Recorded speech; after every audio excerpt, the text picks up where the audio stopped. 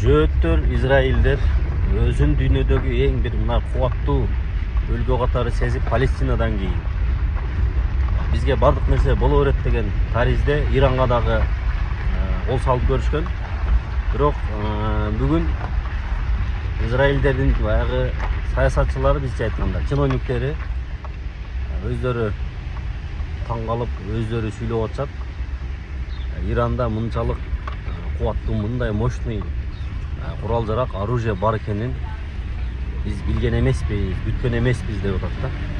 Ошол эле учурда бүгүн 19-июлунда Иран мамлекети эртең менен күндүзү Израилге дагы ракеталык чабуул жасап, Израилдин абадан коргонуу системасын мындай бузуп салганын жар салышты. Абадан коргонуу деген бул баягы ракеталык бомбаларды аткылаганда ракеталарды барып атып түшүрүп, мындай жок кылып, ушундай башында ушундай кылып 100 ракета аткан болсо, дрон келген болсо, ошолордун 60-70-ин жок кылып аткан да булар. Иран бүгүн эртеңин ошол абадан коргонуу системасын бузганын жар салды. Анан Хайбар деген дагы жаңы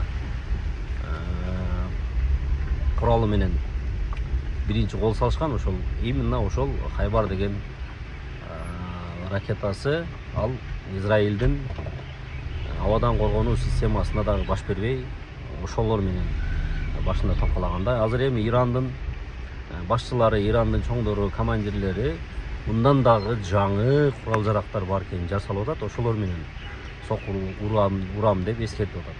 Бирок ошол эле учурда кырдаалып кучуп кетпесин, Кудай сактасын деп турайлы.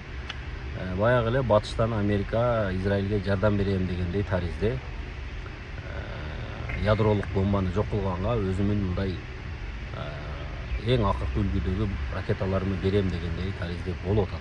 Эми Кудай сактасын, бул жагы 3-дүйнөлүк согуш болуп кетпесе экен деп эле тынчтанып отурабыз.